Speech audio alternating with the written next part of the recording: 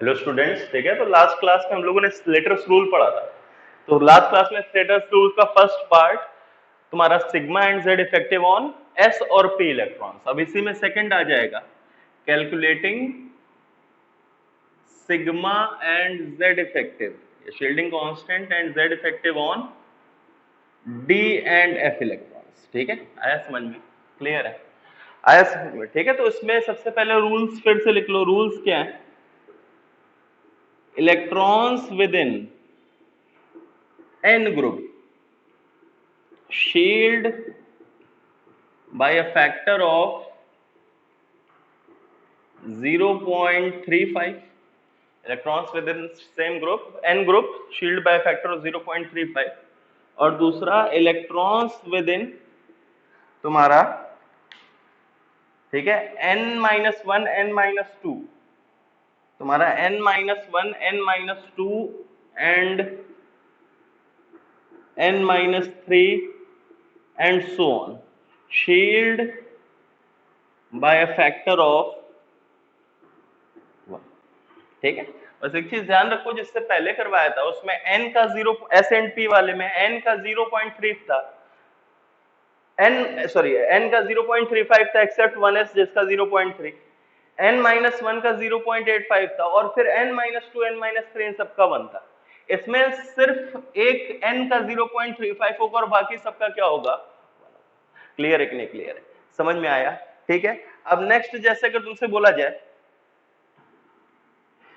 Calculate sigma and Z effective on तुम्हारा 3D electron of zinc. ठीक, आया समझ में? तो जैसे अगर तुम्हें इस पे निकालना है तो सबसे पहले फिर से वही स्टेप, सबसे पहले तुम्हें कॉन्फ़िगरेशन लिखना है। क्या आएगा? 1s2 2s2 2p6 3s2 3p6 4s2 3d10। ठीक है। अब इसको एक काम करो, ऑर्बिट नंबर वाइज अरेंज कर लो। तो ऑर्बिट नंबर वाइज अरेंज करेंगे तो मैं 3d10 को पहले लिख दूंगा, 4s2 को बाद में लिखूंगा, क्योंकि हमें पढ़ रखा है कि शील्डिंग इफेक्ट सिर्फ किसका लगेगा? सेम ऑर्बिट के इलेक्ट्रॉन्स और अंदर वाले ऑर्बिट के electrons.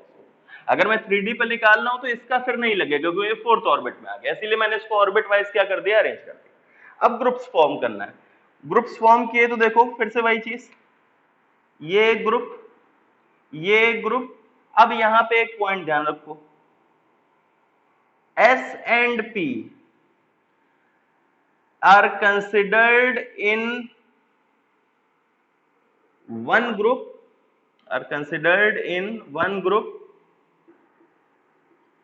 and D in another group। D को किस में रखोगे? Same principal quantum for same value of n, for same value of principal quantum number n। तुम्हारा जैसे 3s 3p 3d है, s एंड p को एक ग्रुप में रखोगे, 3d को अलग ग्रुप में रखोगे। ये पॉइंट ध्यान रखना, इसमें हल्का सा चेंज है। उसमें हम लोग s एंड p में सिर्फ किससे देखते थे? Principal quantum number. लेकिन sp d अगर तीनों आएंगे तो s एंड p को एक ग्रुप में रखना है, d को अलग। ये बस हल्का सा चेंज है, बाकी फिर पूरा का पूरा वही। देखो अब मैं ये ग्रुप बनाने, ये n हो गया, ये n-1 हो गया, ये n-2 हो गया, ये n-3 हो गया। क्लियर है कि नहीं? क्लियर है? 4s का तो लोगे नहीं क्योंकि 4s बाहर लाई करता है। क्लियर है? ये समझ में आया? ठीक है। हमने क्या बोला? 3s 3p 3d का n सेम था, लेकिन s एंड p को एक में रखेंगे, d को अलग रखेंगे। ठीक है। तो फिर ग्रुप्स बनाए, ये n, ये n-1, ये n-2, ये n-3। अब मुझे सिग्मा निकालना है। तो सिग्मा में मुझे एक इलेक्ट्रॉन पे निकालना है, 10 है, एक पे निकालना है तो कितना? 9 इंटू 0.35, ये n के हो गए। अब n-1 n-2 n-3 and n-4 सबका एक है तो इनके एक साथ काउंट कर लो। देखो 6 + 2 8, 8 8 प्लस 8 16 और 16 + 2 18, तो प्लस क्या आ जाएगा? 18 इंटू 1। तो ये क्या आएगा? एक बार में देखो, 0.35 इंटू 9 तुम्हारा आएगा 3.15, और 3.15 प्लस 18 मतलब क्या आ जाएगा? 21.15। सिग्मा कितना है? 21.15। और z इफेक्टिव कैलकुलेट करना है। z effective is equals to क्या आ जाएगा? z 30 माइनस, समझ में आया? क्लियर है कि नहीं क्लियर है? कोई दिक्कत? ठीक है, नेक्स्ट क्वेश्चन।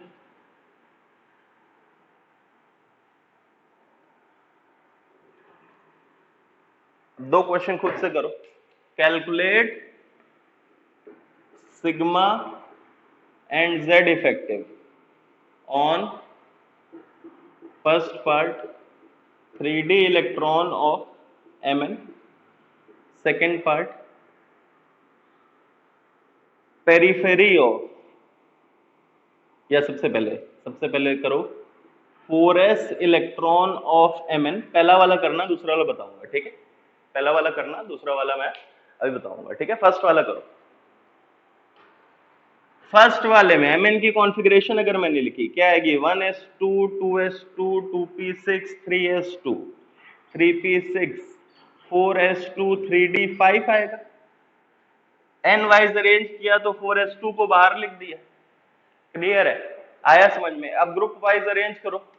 ये एक ग्रुप, ये दूसरा ग्रुप, ये तीसरा ग्रुप, ये चौथा ग्रुप। 4s से तो मतलब ही नहीं है क्योंकि वो बाहर लाई कर रहा है। n-1, n-2, n-3 सिग्मा निकालना है। सिग्मा निकालना कितना आएगा? 4 into 0.35 plus 8 plus 8 16 plus 2 18 into. Clear है? z effective is equals to क्या आ जाएगा? z माइनस सिग्मा की वैल्यू कैलकुलेट कर लेना और यहां रख देना। क्लियर है? आया समझ में? अब सेकंड ध्यान दो। सेकंड, अगर मुझे मान लो Mn के 4s इलेक्ट्रॉन पे निकालना है, 1s2 पहले configuration, 2p6 3s2 3p6 3d5 4s2। मुझे s इस इलेक्ट्रॉन पे निकालना है तो ग्रुप्स फॉर्म करो। सबसे पहले ये एक, ये दो, फिर से ये दोनों एक में s एंड p, एक में d अलग ग्रुप में रहेगा। d को सेम ग्रुप में नहीं रखोगे। क्लियर है कि नहीं क्लियर है? For same principal quantum number s and p एक ग्रुप में आएंगे, d अलग ग्रुप में आएगा। तो ये एक ग्रुप और ये एक ग्रुप। समझ में आया? ये चीज क्लियर आई? तो अब ये n, ये n-1, n-2, n-3, n-4। ठीक है? पहले पॉइंट तुमने समझ में आया? क्या बोला कि same principal quantum number s and p एक में रहेंगे, d अलग रहेगा। ठीक है? अब ध्यान दो, अब मुझे s इलेक्ट्रॉन पे निकालना है। s इलेक्ट्रॉन पे निकालना है मतलब रूल्स कौन से होंगे? पहले वाले। फॉर कैलकुलेटिंग सिग्मा और s एंड p क्या बताया था? n वालों का कितना लगता है? 0.35। n-1 वालों का, n-1 में कितने? 5, इसका कितना लगता है? 0.85। और फिर n-2, n-3, n-4, ये सबका क्या लगता है? 1। तो ये कितने हो गए? 8 प्लस 8 16 प्लस 2 18, इनका क्या लगेगा? क्लियर है कि नहीं क्लियर है? ये चीज समझ में आई? ठीक है? पहला पॉइंट, अगर मान लो बीच में डी आ जा रहा है तो तुम्हें एस एंड पी को एक साथ रखना है, डी को अलग। और अगर 4s पे निकालना है तो 4s पे निकालना है तो तुम्हें पहले वाले रूल्स लगाने पड़ेंगे। मतलब nth ग्रुप का 0.35, n-1 का 0.85 and n-2, n-3 and so on का क्या? क्लियर है? आया? तुम्हारा नेक्स्ट क्वेश्चन आएगा जिससे calculate sigma and Z effective of, सबसे पहले 3D electron of 26Fe, second part 4s electron of 26Fe, third part लिखो जैसे बोरॉन का क्या होता है? एल्यूमिनियम का 13, 13 प्लस 18 कितना? 31। 4p electron of 31 gallium. Clear है? और तुमसे क्या बोला गया है? Periphery of gallium. ये 31 गैलियम। ठीक है? ये 4 क्वेश्चन एक बार वीडियो पॉज करो और इनको अटेम्प्ट करो। ठीक है? तो ध्यान दो। सबसे पहले फर्स्ट पार्ट अगर किया जाए 26Fe, तो मैं बोल सकता हूं configuration 1s2 2s2 2p6 3s2 3p6, मैं डायरेक्टली लिख रहा हूं 3d6 4s2। ठीक है?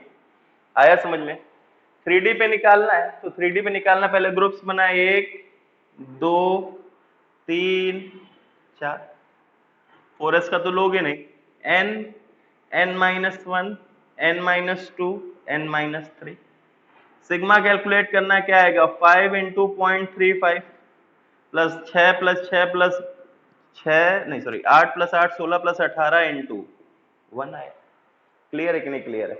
समझ में आया? ठीक है। नेक्स्ट अगर तुमसे बोला जाए 4s इलेक्ट्रॉन ऑफ Fe, तो देखो 4s इलेक्ट्रॉन ऑफ Fe के लिए मैंने सबसे पहले चलो फिर से कॉन्फ़िगरेशन लिख देता हूं, 26 Fe, 1s2, 2s2, 2p6, 3s2, 3p6, 3d6, 4s2। Group group form करोगे तो क्या आएगा, ये ये ये और ये n n-1 n-2 n-3 n-4 कितना आएगा भाई सिग्मा। अब एस पे निकालना है, 1 इंटू 0.35 प्लस 6 इंटू 0.85 प्लस तुम्हारा कितना आएगा 18 इंटू 1। क्लियर है? z इफेक्टिव क्या, z effective is equals to यहाँ पे क्या आ जाएगा 26 z माइनस, और सिग्मा की वैल्यू यहाँ भी z इफेक्टिव क्या आ जाएगा is equals to 26 minus sigma की वैल्यू। क्लियर है कि नहीं क्लियर है? आया समझ में? नेक्स्ट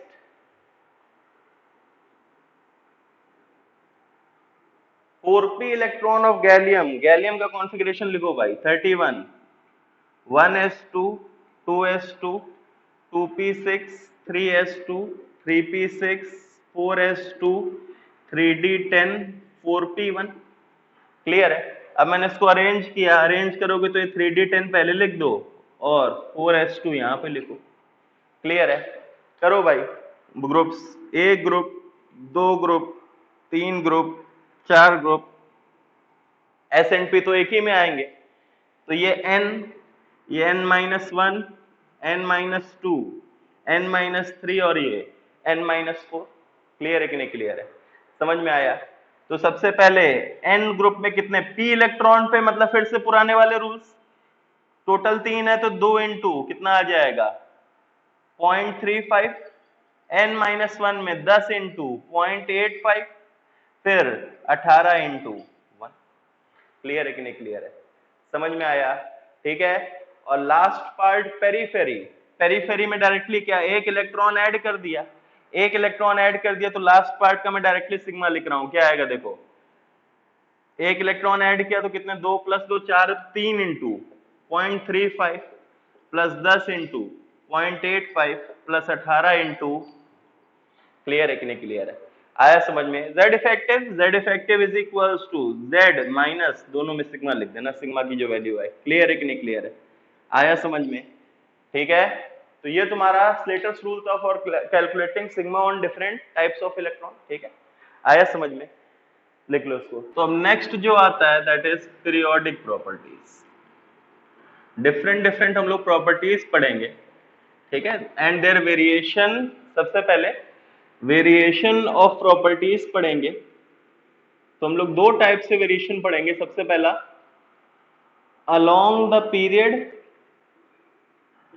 तो अलोंग द पीरियड का मतलब क्या होगा, ध्यान रखना, अगर मैं अलोंग द पीरियड कहीं लिखूंगा तो इसका मतलब क्या है, on moving left to right in a period. ठीक है, on moving left to right in a period. ठीक है, जैसे अगर तुमसे बोला जाए कि lithium, beryllium, boron, carbon, nitrogen, oxygen, fluorine, तो लेफ्ट से राइट, ये ग्रुप 1 से ग्रुप राइट पे जाता है। क्लियर है कि नहीं क्लियर है? आया समझ में? और सेकंड हम लोग पढ़ेंगे तुम्हारा जो प्रॉपर्टी है that is down the group. Down the group का मतलब है on moving down the group. ठीक है, जैसे अगर तुमसे बोला जाए कि फर्स्ट ग्रुप को ले लिया जाए, group 1, lithium, sodium, potassium, rubidium, caesium, तो ऐसे नीचे जाते हुए। क्लियर है कि नहीं क्लियर है? आया समझ में? ठीक है, तो हम लोग वेरिएशन ऑफ डिफरेंट प्रॉपर्टीज, अभी धीरे धीरे जैसे हम लोग प्रॉपर्टीज पढ़ेंगे तुम्हें समझ में आएगा कैसे हम लोग वेरिएशन देखेंगे। ठीक है, दो पार्ट्स अलोंग द पीरियड और second part down the group. तो इसमें जो फर्स्ट प्रॉपर्टी आती है that is atomic radius. Clear है? अब एटॉमिक रेडियस सबसे पहले डिफाइन क्या किया जाता है, जैसे अगर मान लो ये तुम्हारा न्यूक्लियस है और ये तुम्हारा लास्ट इलेक्ट्रॉन है, लास्ट इलेक्ट्रॉन मतलब वैलेंस इलेक्ट्रॉन। ठीक है, ये तुम्हारा वैलेंस इलेक्ट्रॉन है, वैलेंस इलेक्ट्रॉन मतलब लास्ट वैलेंस शेल का इलेक्ट्रॉन। तो atomic radius is defined as distance of valence electron from the center of nucleus. Clear है? सेंटर ऑफ न्यूक्लियस से जो वैलेंस इलेक्ट्रॉन का डिस्टेंस है उसको हम लोग क्या बोलेंगे? तुम्हारा एटॉमिक रेडियस। लेकिन इसमें एक चीज प्रॉब्लम होती है। अब देखो, जब हम लोगों ने ऑर्बिटल्स पढ़े तो ऑर्बिटल्स में हम लोगों ने जो चीज पढ़ी, जब तक ऑर्बिट था तब तो चीज ठीक थी कि हम लोगों ने बोल दिया वैलेंस शेल है, तो वैलेंस शेल में probability of finding electron, shell मतलब ऑर्बिट, ऑर्बिट में प्रोबेबिलिटी ऑफ फाइंडिंग इलेक्ट्रॉन 100% होती थी। लेकिन ऑर्बिटल्स में प्रोबेबिलिटी ऑफ इलेक्ट्रॉन 100% नहीं होती थी। तो हम लोग ऑर्बिटल्स जब बोला तो उस केस में हमने पढ़ा कि इनफाइनाइट डिस्टेंस पे भी प्रोबेबिलिटी ऑफ फाइंडिंग इलेक्ट्रॉन कुछ ना कुछ तो होगा, भले 0.01% हो, लेकिन थोड़ा बहुत तो होगा। जैसे हम लोगों ने माइनस इनफाइनाइट से प्लस इनफाइनाइट तक रेंज लिया था प्रोबेबिलिटी का, तो प्रोबेबिलिटी, जब तुमने प्रोबेबिलिटी डिफाइन किया था तो हम लोगों ने Sai square dx dy dz integration minus infinite से प्लस इनफाइनाइट किया। प्लस इनफाइनाइट में भी थोड़ी बहुत probability of electron finding electron है। देखो 1s का जब ग्राफ बनाते थे तो ऐसे बनाते थे। इनफाइनाइट पे भले बहुत कम है लेकिन है तो साई स्क्वायर वर्सेस आर, जब ग्राफ बनाया तो ये टच थोड़ी नहीं करता था किसी पॉइंट में, ये आगे चलता चला जाता था। तो इनफाइनाइट पे प्रोबेबिलिटी ऑफ फाइंडिंग इलेक्ट्रॉन थोड़ा बहुत होगा। इसीलिए इस बेसिस पे एटॉमिक रेडियस को डिफाइन करना मतलब हर एक एटॉमिक रेडियस तुम्हारा इनफाइनाइट आएगा। क्लियर है कि नहीं क्लियर? इसीलिए अब हम लोग एटॉमिक रेडियस को सर्टेन पार्ट्स में ब्रेक कर देते हैं, ठीक है, to provide an exact value of radius of different elements. तो ये पॉइंट लिख लो, पहले पॉइंट लिखना है। atomic radius is generally defined as the distance of the valence electron, the distance of the valence bracket में outermost electron, distance of the valence bracket में outermost electron from the center of the nucleus, full stop. But in atomic structure we have studied that there is a certain probability of finding electron, but in atomic structure we have studied there is a certain probability of finding electron even at infinite distance, hence to overcome this problem, we have defined atomic radius into, किसमें हमने इसको define कर दिया? Covalent radius, metallic radius, van der Waals radius और ionic radius. अब इसका मतलब क्या है? तो इसमें सबसे पहले अगर मान लो मैं बोलूं कोवेलेंट रेडियस का मतलब, तो कोवेलेंट रेडियस का मतलब क्या है कि जैसे मान लो एक एलिमेंट x है, लेट एन एलिमेंट x है, क्लियर है, आया समझ में? और दो x के मॉलिक्यूल्स आपस में कैसे बॉन्ड करते हैं? Through a covalent bond. दो x के मॉलिक्यूल्स आपस में कैसे बॉन्ड करते हैं? Through a covalent bond. थोड़ा बहुत तुम्हें आइडिया होना चाहिए कोवेलेंट बॉन्ड का, बाकी हम लोग डिटेल में बॉन्डिंग में पढ़ेंगे। कोवेलेंट बॉन्ड क्या, बस तुम निकाल लो, बाय शेयरिंग ऑफ इलेक्ट्रॉन्स जो बॉन्ड फॉर्म होता है, बस तुम्हें इतना पता होना चाहिए, इसके आगे कुछ भी नहीं पता होना चाहिए, ठीक है? Covalent bond is a type of bond which is formed due to mutual sharing of electrons, बस, और कुछ नहीं, बाकी हम लोग बॉन्डिंग में देख लेंगे। तो हमने क्या बोला कि लेट मान लो एक एलिमेंट x है और उसने दो एलिमेंट x के एटम्स ने आपस में जो बॉन्ड बनाया, दैट इज तुम्हारा कोवेलेंट बॉन्ड। क्लियर है? आया समझ में? तो मैं इसको थोड़ा इस टाइप से दिखा रहा हूं। ये तुम्हारा एक x का न्यूक्लियस और ये इसका आउटर मोस्ट, ये इलेक्ट्रॉन्स, और ये तुम्हारा दूसरे x का न्यूक्लियस, और ये तुम्हारा इस टाइप से कुछ होता है, ठीक है? आया समझ में? ये तुम्हारा, जैसे एक एग्जांपल लेके कर लेते हैं, एक एग्जांपल Cl, जैसे क्लोरीन है, क्लोरीन का क्या होता है? 287, ये न्यूक्लियस पहले में 2, दूसरे में 8, दूसरे में 8 और बैलेंस में कितने होते हैं 7। ठीक है, और सिमिलरली ये दूसरा न्यूक्लियस पहले में 2, दूसरे में 8 और तीसरे में कितना होता है 7। 1 2 3, ये तुम्हारा यहां में कर दो, ये 1 2 3 4, यहाँ 2 और आएंगे।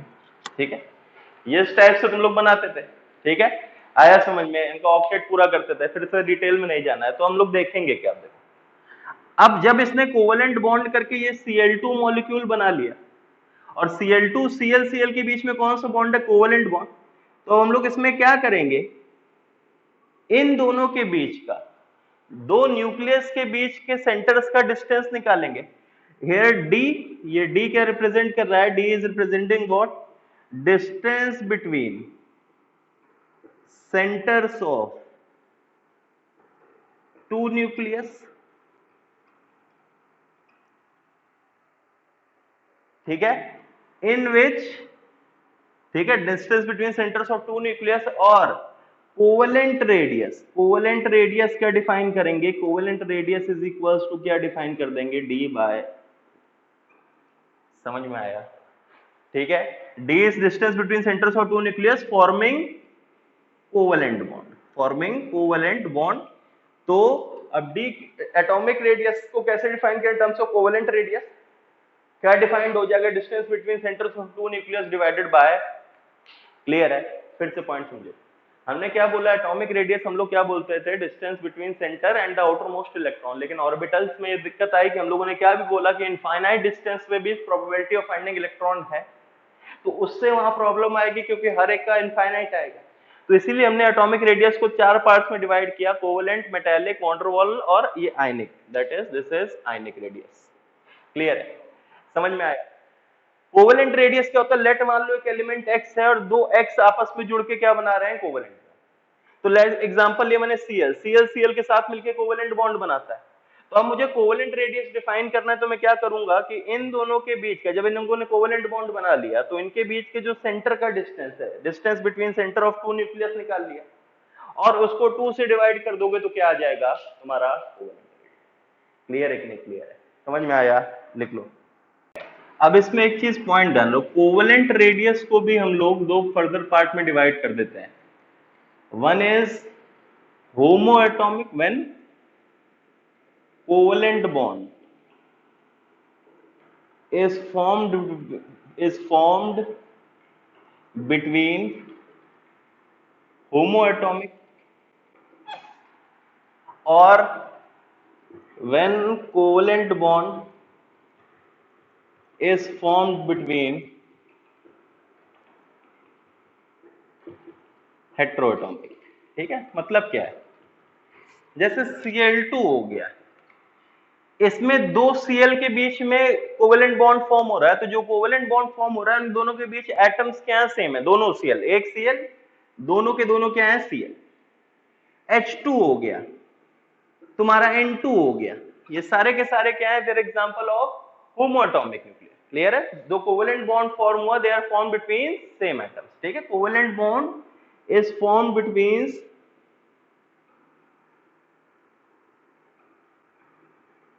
Same atoms. हेट्रोएटॉमिक जैसे एग्जांपल हो गया HCl, जो दो एटम्स कोवेलेंट बॉन्ड फॉर्म कर रहे हैं वो क्या है, डिफरेंट है। जैसे एग्जांपल हो गया तुम्हारा NH3, जो तुम्हारा कोवेलेंट बॉन्ड फॉर्म हो रहा है that is between different atoms, तो such type of covalent bond is known as heteroatomic covalent bond. Clear है? अब ध्यान दो, in case of homoatomic covalent radius, covalent radius का फॉर्मूला क्या आता है, covalent radius is equals to d by, लेकिन in case of heteroatomic covalent radius, heteroatomic covalent radius जो तुम्हारा फॉर्मूला आएगा that is r A plus R B minus 0.09 X A minus x b. R a यहां पे क्या है, या r a is what, atomic radius of A atom. R b क्या है, atomic radius of B atom. मतलब दो atoms A and B के बीच में अगर कोवेलेंट बॉन्ड फॉर्म है। एक्स ए क्या है, electronegativity of A. X B क्या है, इलेक्ट्रोनेगेटिविटी ऑफ। क्लियर है। ये क्यों आया और ऐसा क्यों आ रहा है, हम लोग जब इलेक्ट्रोनेगेटिविटी पढ़ेंगे वहां हम जाके उसको देखेंगे, लेकिन अभी सिर्फ तुम्हें फॉर्मूला ध्यान रखना है। कैसे करोगे, एक दो क्वेश्चन जैसे मैं कर लेता हूं, फिर उसके बाद तुम अटेम्प्ट करना। जैसे अगर तुमसे बोला गया कि मैं यहां दे रहा हूं D C C is equals to कितना गिवन है, 1.5 एंगस्ट्रॉम। डी सी एल इतना गिवन है तुम्हें 1.8 एंगस्ट्रॉम। चीज ध्यान दो, डीसीसी का मतलब है दो कार्बन ने जब आपस में कोवेलेंट बॉन्ड फॉर्म रखा है तो distance between their centres of nucleus. Similar DCL का मतलब है 1.8 एंगस्ट्रॉम, दो सीएल ने आपस में फॉर्म कर रखा है तो distance between their centres of nucleus. और एक्ससी कितना गिवन है, 2, एक्ससीएल कितना गिवन है, 3। ठीक है, तो तुमसे पूछा गया find first part, atomic radius of carbon in CC. Second part, atomic radius of CL in CL. और third part, covalent radius of CCl, covalent radius of CCl। एक क्वेश्चन ध्यान से देखो, इसमें तुमसे क्या बोला गया, फर्स्ट पार्ट। फर्स्ट पार्ट सबसे पहले तुम्हें देखना है कि होमोएटॉमिक है कि हेटेरोएटॉमिक है। तो तुम्हें क्या बोला गया, एटॉमिक रेडियस इन सीसी, मतलब दोनों कार्बन कार्बन सेम एटम्स है, तो this is an example of homoatomic. और होमोएटॉमिक का मतलब है आर सी क्या होगा, इज इक्वल्स टू तुम्हारा डीसीसी बाय 2 डायरेक्टली। डीसीसी कितना गिवन है, 1.5, तो 1.5 डिवाइडेड बाय 2 मतलब कितना आ गया, 0.75 एंगस्ट्रॉम। क्लियर है। Atomic radius of CL in Cl, पहले बताओ होमो के हेट्रो, तो ये होमो एटॉमिक का। फिर से आरसीएल निकालोगे तो डीसीएल बाय 2 कितना आया, 1.8 डिवाइडेड बाय 2 मतलब 0.9 एंगस्ट्रॉम। क्लियर है। अब तीसरा देखो, ये सीसीएल, ये तुम्हारा होमो एटॉमिक की हेट्रो एटॉमिक, तो ये हेट्रो एटॉमिक। और हेट्रो एटॉमिक के लिए तुम्हारा कोवेलेंट रेडियस का फॉर्मूला क्या आता है, is equals to R C plus R C L plus 0.09 X A minus x B. Sorry, minus होगा, यहां माइनस कर देना, R C plus R C L minus 0.09, और यहां पे लिख कर लेना mod of X A minus x B, mod of X A minus x B. ये थोड़ा फॉर्मूला चेंज कर दो। मॉड ऑफ का मतलब है ये वैल्यू हमेशा पॉजिटिव आनी चाहिए, ये वैल्यू हमेशा क्या आनी चाहिए, पॉजिटिव। ठीक है, इसको चेंज कर लो, तुम्हारा क्या आएगा, डी कोवेलेंट रेडियस का फॉर्मूला क्या आएगा, कोवेलेंट रेडियस पीछे जाके चेंज कर देना, is equals to R A plus R B minus 0.09 mod of X A minus x B. ठीक है, यहाँ प्लस की जगह माइनस कर देना, और ये x A minus x B का क्या होना चाहिए, मॉड, मतलब इसकी वैल्यू पॉजिटिव रखोगे। तो सबसे पहले देखो इसमें आरसी कितना है, आरसी तुम 1.5 नहीं रखोगे, आरसी क्या है, रेडियस, ये तो डिस्टेंस बिटवीन टू सेंटर्स है। आरसी हमने कितना निकाला, ये कितना है, 0.75। आरसीएल कितना है, 0.9, 1.8 नहीं, कितना है, 0.9 माइनस 0.09। अब mod x a minus x b, x a minus x b तुम दो कर सकते हो, 3 माइनस 2 कर सकते हो और 2 माइनस 3 कर सकते हो। 3 माइनस 2 करोगे तो 1 आएगा, 2 माइनस 3 करोगे तो -1 आएगा। कौन सी वैल्यू रखोगे, हमने क्या बताया, मॉड लेना मतलब पॉजिटिव वैल्यू, तो पॉजिटिव वैल्यू मतलब तुम्हें क्या लेना पड़ेगा, समझ में आया। X A minus x B की वैल्यू क्या होनी चाहिए, पॉजिटिव। तो ये कितना आएगा 0.75 प्लस 0.9, 5, तो ये 1.65 माइनस 0.09 मतलब 15 में 9 गए, ठीक है, 15 में 9 गए 4, सॉरी 15 में 9 गए 6, ठीक है, 5, 1.56, ये कितना है 1.56। समझ में आया, क्लियर है कि नहीं क्लियर है, ठीक है। चीजें पहले तुम्हें बोला गया था ऑटोमिक रेडियस सीसी मतलब होमो, पहले होमो देखना है कि हेट्रो। दूसरा, जब ये कोवेलेंट रेडियस तूने हेट्रो में निकाला तो ये जो आरसी आरसीएल है ये डी वाले फॉर्मूले नहीं है, ये तो तुम्हारा डिस्टेंस बिटवीन टू सेंटर्स हो गया, आरसी इज रेडियस, वो d/2 है ये जो निकाला, और माइनस 0.09, और मॉड की वैल्यू हमेशा क्या आएगी, ठीक है। जैसे नेक्स्ट क्वेश्चन लिखो, find the covalent radius, find the covalent radius in, find the covalent radius of CH bond given DCC is 1.5 angstrom, DHH is 0.5 angstrom, XC is 2, XH is 2.5। एक बार इसको निकालो,